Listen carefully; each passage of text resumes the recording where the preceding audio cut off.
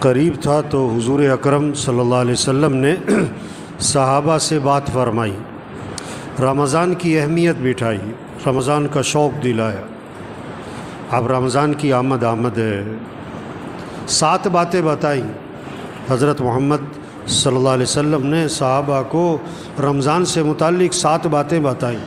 یہ 7 باتیں ہر گھر میں اس کے تذکرے ہوں، بچوں کی زبانوں پر، بوڑھوں کی زبانوں پر، مجلسوں میں بیٹھیں، صبح سیر کر رہے ہیں، دوستوں میں بیٹھیں، یہ باتیں کریں۔ یہ 7 باتیں اللہ کے نبی نے صحابہ سے فرمائیں رمضان سے پہلے۔ پہلی بات فرمائی کہ دیکھو رمضان کا مہینہ آ رہا ہے، یہ برکت والا مہینہ ہے، برکتیں سمیٹو، برکتیں، گھر بنیں گے برکتوں سے، مسئلے حل ہوں گے برکتوں سے، پریشانیاں ختم ہوں گی برکتوں سے، پیسوں سے نہیں۔ یہ پیسے کمانے کا مہینہ نہیں ہے، پیسے جمع کرنے کا مہینہ نہیں ہے، یہ برکتیں سمیٹنے کا ہے۔ برکت سے مسئلے حل ہوتے ہیں۔ بکری 1-2 بچے دیتی ہے،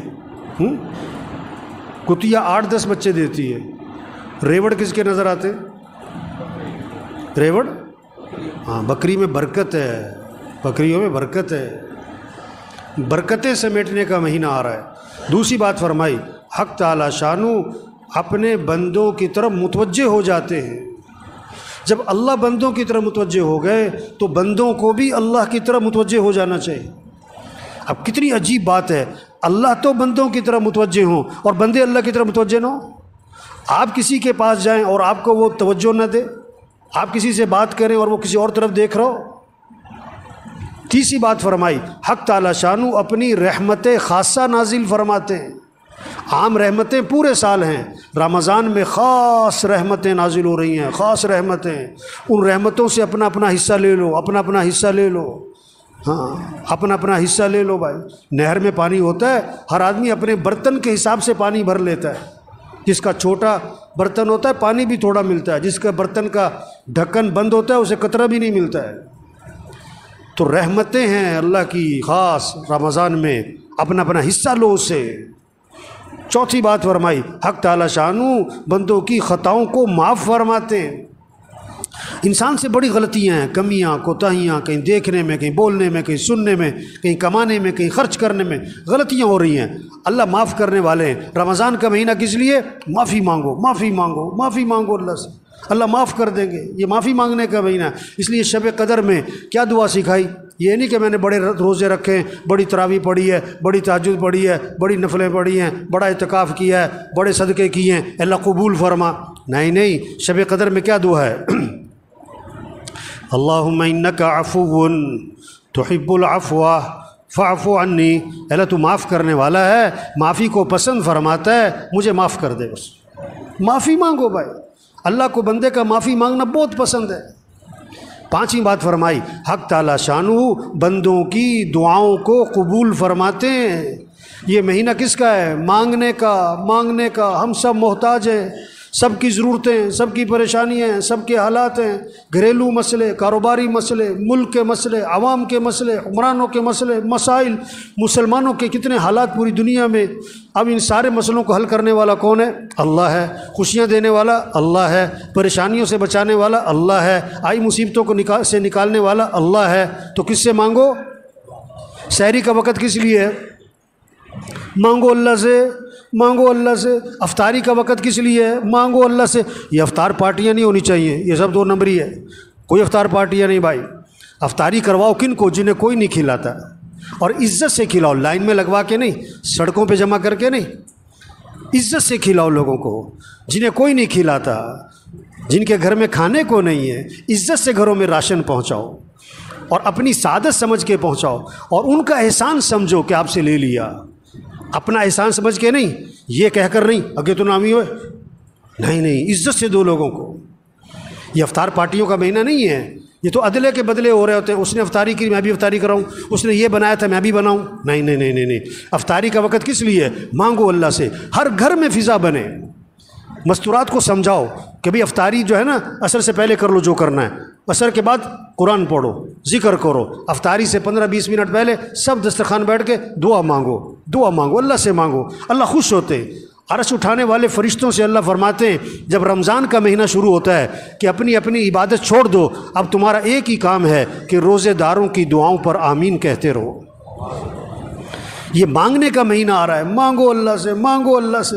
ایک اللہ کی ذات ہے جس سے مانگو تو خوش ہوتا ہے، نہ مانگو تو ناراض ہوتا ہے۔ خزانے بھرے پڑے ہیں، وہ سخی ہے، وہ کریم ہے، وہ جواد ہے۔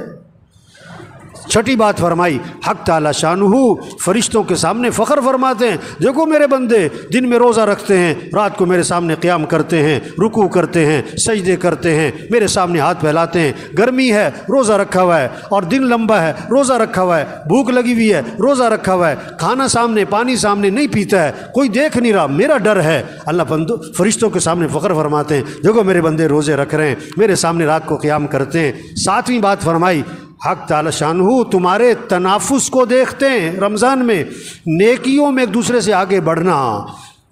یہ کہتے ہیں نا سیزن آ رہا ہے، تو دین داروں کا، ایمان والوں کا رمضان کیا آ رہا ہے؟ یہ نیکیوں کا سیزن، قرآن کا سیزن۔ یہ رمضان اور قرآن اس کی خاص مناسبت ہے۔ جبریل علیہ السلام رمضان شریف میں آتے تھے حضور صلی اللہ علیہ وسلم کے پاس، اور قرآن کا دور فرماتے تھے۔ ہمارے گھروں میں فضا بنے، بچے بچیاں مقابلہ ہو، اتنے سپارے پڑھے میں اتنے پڑھوں، اتنے نفل پڑھے میں اتنے پڑھوں، اس نے اتنی تسبیح کری میں اتنی تسبیح کروں۔ یہ رمضان تنافس، نیکیوں میں ایک دوسرے سے آگے بڑھو۔ یہ پیسے کمانے کا نہیں، یہ بازاروں کا نہیں، یہ موبائل کا نہیں۔ یہ رمضان کے مہینے میں موبائل بند کرو، موبائل بند کریں، ٹی وی بند کریں، ٹی وی بند کریں۔ یہ ٹی وی کا نہیں ہے، موبائل کا نہیں ہے، سیر سپاٹوں کا نہیں ہے، کھیل تماشوں کا نہیں ہے، فنکشنوں کا، تقریبات کا نہیں ہے، افطار پارٹیوں کا نہیں ہے۔ یہ اعمال کا مہینہ۔ یہ 7 باتیں فرما کر حضور صلی اللہ علیہ وسلم نے فرمایا، سخت لہجہ ہو گیا آپ کا، آپ کی الفاظ میں شدت آ گئی، سختی آ گئی۔ آپ نے فرمایا بد نصیب ہے وہ شخص جو اس مہینے میں بھی اللہ کی رحمت سے محروم رہ جائے۔ بد نصیب ہے وہ شخص جو اس مہینے میں بھی اللہ کی رحمت سے محروم رہ جائے۔ رمضان جیسا مہینہ آیا اپنی برکتوں سمیت، اپنی خیروں سمیت، اپنی رحمتوں سمیت، اور اس نے اس سے کوئی فائدہ نہ اٹھایا، اور رمضان میں بھی اس کی زندگی میں تبدیلی نہ آئی۔ اس نے رمضان میں بھی گناہوں کو نہ چھوڑا، اس نے رمضان میں بھی برائیوں کو نہ چھوڑا، رمضان میں بھی مسیح میں نظر نہ آیا، رمضان میں بھی جھوٹ نہ چھوڑا، رمضان میں بھی بے حیا برائی کو اور ماں باپ کی نافرمانی کو نہ چھوڑا۔ بھائی بڑا قیمتی مہینہ آ رہا ہے، اور پتہ نہیں کس کا آخری مہینہ ہے، پتہ نہیں کس کا آخری رمضان ہے۔ کتنے پچھلے رمضان میں تھے، اس رمضان میں نہیں ہوں گے، اور کتنے اس رمضان میں ہوں گے، اور اگلے رمضان میں نہیں ہوں گے۔ پتہ نہیں کس کا آخری ہے۔ رمضان اگلے سال بھی آئے گا، ہم ہوں گے کہ نہیں یہ کوئی پتہ نہیں ہے۔ تو سب نیت کرو بھئی اس رمضان کو قیمتی بنانا ہے، انشاءاللہ اس رمضان کو قیمتی بنانا ہے۔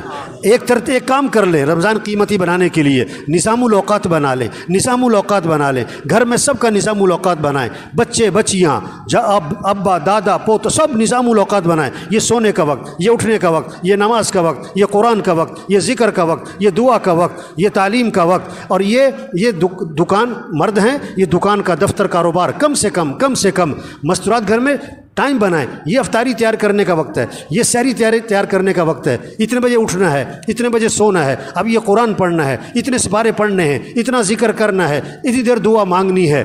نظام الاوقات بنا لیں، پھر وقت قیمتی بن جائے گا۔